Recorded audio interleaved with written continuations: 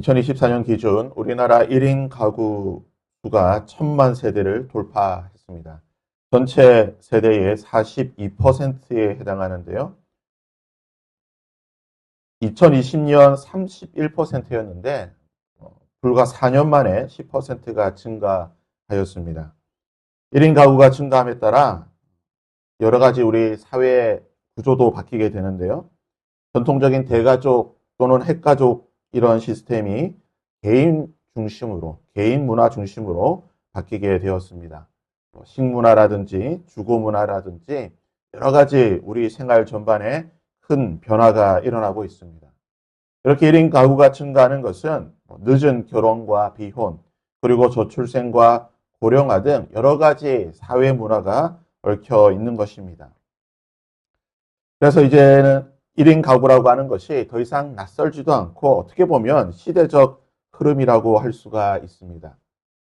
하지만 가구라고 하는 이 단어를 사전적으로 찾아보면 집안 식구라는 뜻을 가지고 있습니다. 즉, 한 사람이 아닌 다수의 무리를 가구라고 뜻한다는 것입니다. 성경 역시 이 가구에 대해서 무엇이라고 말하고 있는가? 성경 속 문화는 지금도 마찬가지지만 유목 문화와 농경 사회를 중심으로 이루고 있는 것입니다. 이 유목 문화와 농경 문화라고 하는 것은 다인 가구, 대가구를 이루는 것입니다. 조부모, 부모, 그리고 자녀, 손자, 손녀에 이르기까지 3대 또는 4대가 함께 사는 것이 일반적이고 여러 형제 자매들이 함께 모여 있는 것이 보통의 삶의 모습입니다. 그도 그럴 것이 유목과 또한 농경이라고 하는 것은 일손이 많이 필요합니다. 일꾼이 많이 필요하기 때문에 가급적이면 가족들이 모여 있어야 하는 것입니다.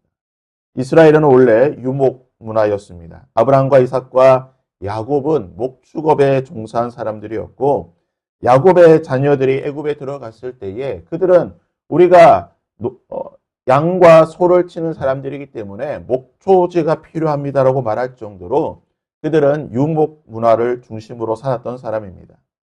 그런데 유목 문화 중심이었던 이스라엘이 가나안에 들어가면서 농사를 짓게 되고 농경 문화로 변하게 됩니다.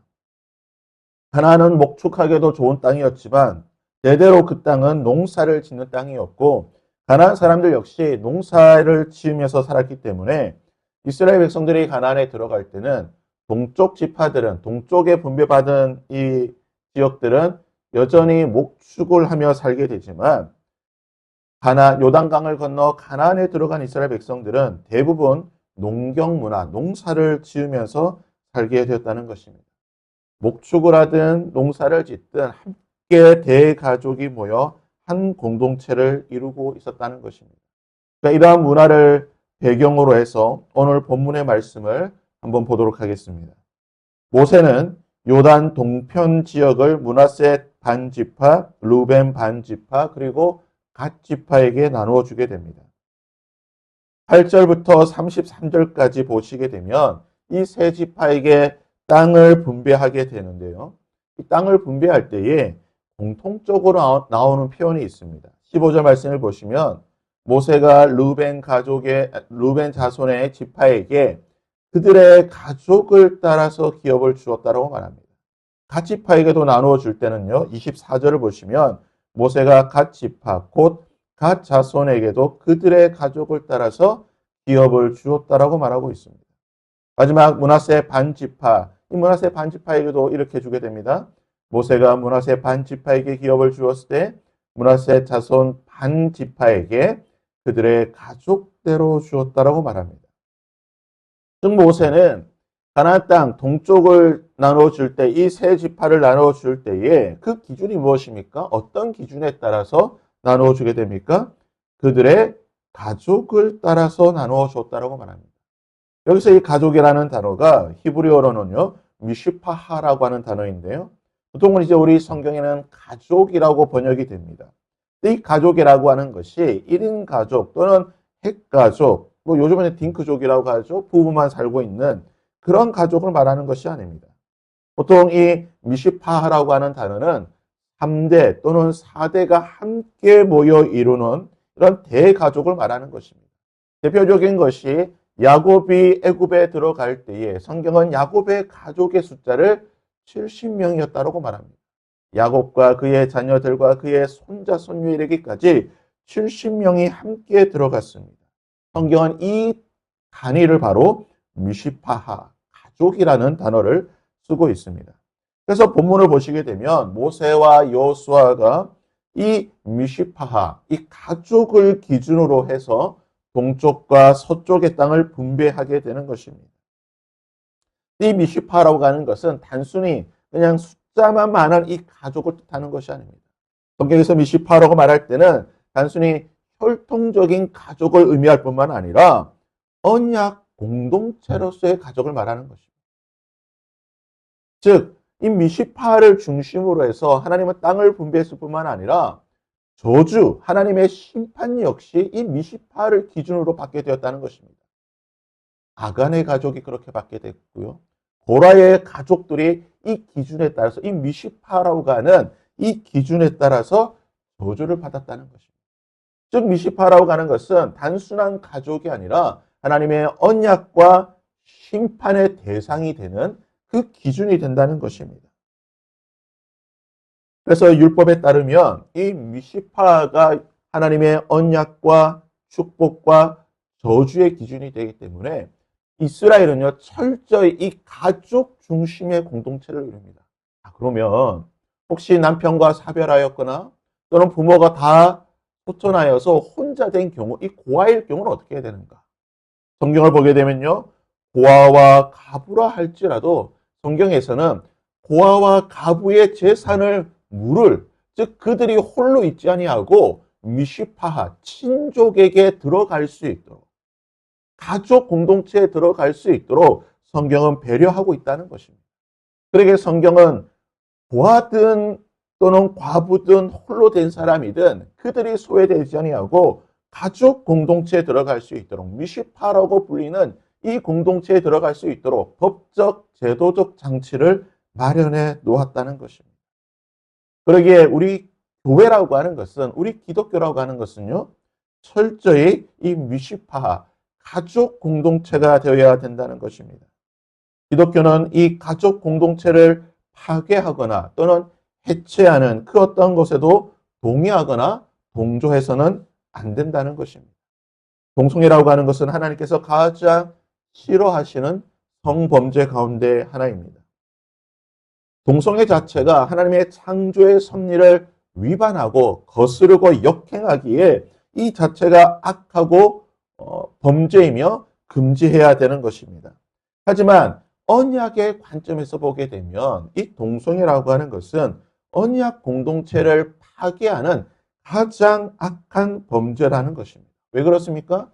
동성애 커플, 동성애 가족에서는요, 그 가족이라는 단어를 붙일 수가 없죠. 자녀가 생기지 않습니다. 동성애 가족, 동성애 이 커플 내에서는 자녀라고 하는 것이, 가족이라고 하는 것이 이루어질 수 없다라는 것입니다. 하나님은 모든 언약의 축복과 저주를 이 가족이라는 공동체를 통하여서 허락해 주시는데, 동성애는 이것을 철저히 거부하고 거절하는 가장 악한 집단이라는 것입니다. 그러기에 동성애는 사회의 근본을 흔들 뿐만 아니라 하나님의 말씀, 이 언약을 거부하고 거절하는 가장 악한 범죄라는 것입니다. 그리고 우리 믿는 자들은, 하나님의 백성들은 이 가족의 중요성을 지키고 또한 이 가족을 보존하는 일에 힘써야 한다는 것입니다.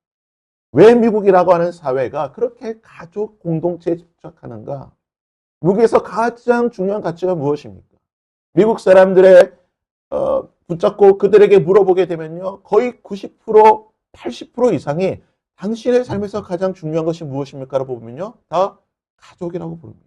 패밀리라고 하는 거예요.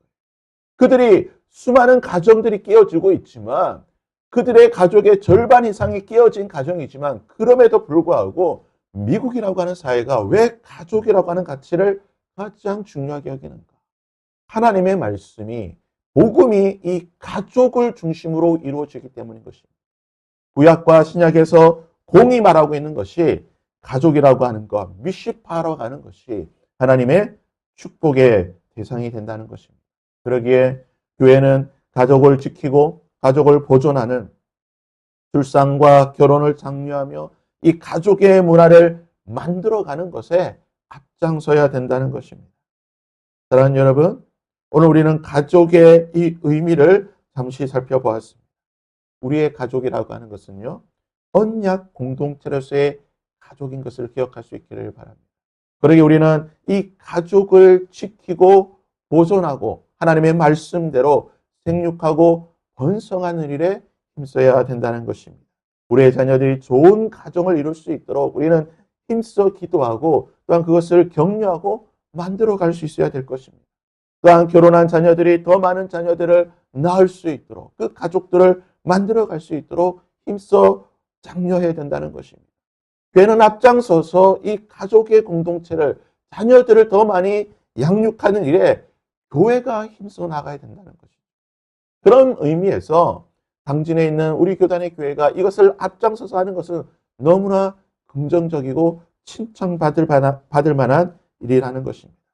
또 하나 우리의 이 언약의 공동체라고 하는 것은 우리의 혈통적인 가족뿐만 아니라 우리의 믿음의 가족이라고 할 수 있는 교회 공동체를 통하여 이루어지고 보존이 되어야 된다는 것입니다.